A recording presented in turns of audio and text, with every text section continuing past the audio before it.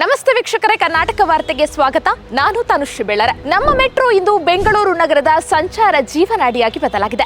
ನಿತ್ಯ ಸುಮಾರು 7 ಲಕ್ಷಕ್ಕೂ ಅಧಿಕ ಮಂದಿ ಉದ್ಯೋಗ, ಶಿಕ್ಷಣ ಮುಂತಾದ ಉದ್ದೇಶಗಳಿಗಾಗಿ ಮೆಟ್ರೋದಲ್ಲಿ ಪ್ರಯಾಣ ಮಾಡುತ್ತಾರೆ. ಈ ಎಲ್ಲರಿಗೂ ಅಗ್ಗದ ದರದಲ್ಲಿ ಬಿಎಂಆರ್ಸಿಎಲ್ ಈವರೆಗೆ ಸೇವೆ ನೀಡುತ್ತಿತ್ತು. ಆದರೆ ಫೆಬ್ರವರಿ 8ರಿಂದ ಮೆಟ್ರೋ ಪ್ರಯಾಣ ದರವನ್ನ ಪರಿಷ್ಕರಣೆ ಮಾಡಲಾಗಿದ್ದು ಶೇಕಡಾ 47ರಷ್ಟು ಹೆಚ್ಚಳ ಮಾಡಲಾಗಿದೆ. ಇಷ್ಟು ಭಾರಿ ಪ್ರಮಾಣದಲ್ಲಿ ಮೆಟ್ರೋ ಪ್ರಯಾಣ ದರ ಏರಿಕೆ ಮಾಡಿರುವುದರಿಂದ ಸಹಜವಾಗಿಯೇ ಪ್ರಯಾಣಿಕರು ಆಕ್ರೋಶಗೊಂಡಿದ್ದಾರೆ. ಜನರ ಈ ಆಕ್ರೋಶದ ಲಾಭ ಪಡೆಯುವ ದುರುದ್ದೇಶದಿಂದ ಕೆಲವರು ರಾಜ್ಯ ಸರ್ಕಾರದ ವಿರುದ್ಧ ಸುಳ್ಳುಗಳಿಂದ ಕೂಡಿದ ಆರೋಪ ಮಾಡುತ್ತಿದ್ದು, ಈ ಪ್ರಯಾಣ ದರ ಹೆಚ್ಚಳದ ಹಿಂದೆ ರಾಜ್ಯ ಸರ್ಕಾರವಿದೆ ಎಂದು ತಪ್ಪಾಗಿ ಬಿಂಬಿಸಲಾಗುತ್ತಿದೆ. ವಾಸ್ತವದಲ್ಲಿ ಮೆಟ್ರೋ ಪ್ರಯಾಣ ದರ ಏರಿಕೆ ಯಾರ ತೀರ್ಮಾನ? ಇದರಲ್ಲಿ ಕೇಂದ್ರ ಸರ್ಕಾರದ ಪಾತ್ರವಿದೆಯೋ ಅಥವಾ ರಾಜ್ಯ ಸರ್ಕಾರದ ಪಾತ್ರವಿದೆಯೋ ಎಂಬ ಅಂಶವನ್ನ ನಾವು ನಿಮಗೆ ವಿವರಿಸುತ್ತೇವೆ. ತಪ್ಪದೆ ಕೊನೆಯವರೆಗೂ ಈ ವಿಡಿಯೋವನ್ನ ನೋಡಿ.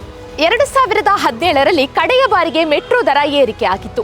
ಹಾಗಾಗಿ ಬಿಎಂಆರ್ಸಿಎಲ್ನವರು ಕೇಂದ್ರ ಸರ್ಕಾರಕ್ಕೆ ದರ ಏರಿಕೆಗೆ ಅವಕಾಶ ಕಲ್ಪಿಸುವಂತೆ ಪತ್ರ ಬರೆದಿದ್ರು.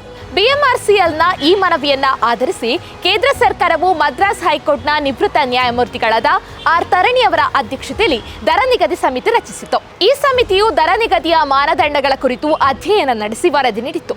ಕೇಂದ್ರ ರೈಲ್ವೆ ಸಚಿವಾಲಯದ ಕಾರ್ಯದರ್ಶಿಗಳ ನೇತೃತ್ವದಲ್ಲಿ ಜನವರಿ 17ರಂದು ನಡೆದ ಸಭೆಯಲ್ಲಿ ದರ ನಿಗದಿ ಸಮಿತಿ ನೀಡಿದ್ದ ಶಿಫಾರಸುಗಳಿಗೆ ಒಪ್ಪಿಗೆ ನೀಡಲಾಗಿದೆ. ಇದರಿಂದ ಈಗ ಮೆಟ್ರೋ ದರ ಹೆಚ್ಚಳವಾಗಿದೆ. ಈ ಹಿಂದೆ ಫೆಬ್ರವರಿ 1ರಿಂದ ನಮ್ಮ ಮೆಟ್ರೋ ಪ್ರಯಾಣ ದರ ಏರಿಕೆಯಾಗಲಿದೆ ಎಂಬ ವಿಚಾರ ಪ್ರಸ್ತಾಪವಾದಾಗ ಬೆಂಗಳೂರು ಸೆಂಟ್ರಲ್ ಕ್ಷೇತ್ರದ ಸಂಸದರಾದ ಪಿಸಿ ಮೋಹನ್ ಅವರು ಕೇಂದ್ರ ರೈಲ್ವೆ ಸಚಿವಾಲಯದ ಮೇಲೆ ಒತ್ತಡ ಹೇರಿ ದರ ಏರಿಕೆ ತಡೆಹಿಡಿದಿದ್ರು. ಇದನ್ನ ಖುದ್ದಾಗಿ ಅವರೇ ಮಾಧ್ಯಮಗಳಿಗೆ ತಿಳಿಸಿದ್ರು ಕೂಡ. ಇದರರ್ಥ ಮೆಟ್ರೋ ದರ ನಿಗದಿಯಲ್ಲಿ ಕೇಂದ್ರ ಸರ್ಕಾರಕ್ಕೆ ಅಧಿಕಾರ ಇದೆಯೇ ವಿನಃ ರಾಜ್ಯ ಸರ್ಕಾರಕ್ಕಿಲ್ಲ ಎಂಬ ಅಂಶ ಸ್ಪಷ್ಟವಾಗುತ್ತದೆ.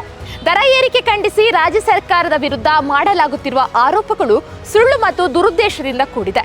ಈ ಬಗ್ಗೆ ಸಾರ್ವಜನಿಕರು ಜಾಗೃತರಾಗಬೇಕು.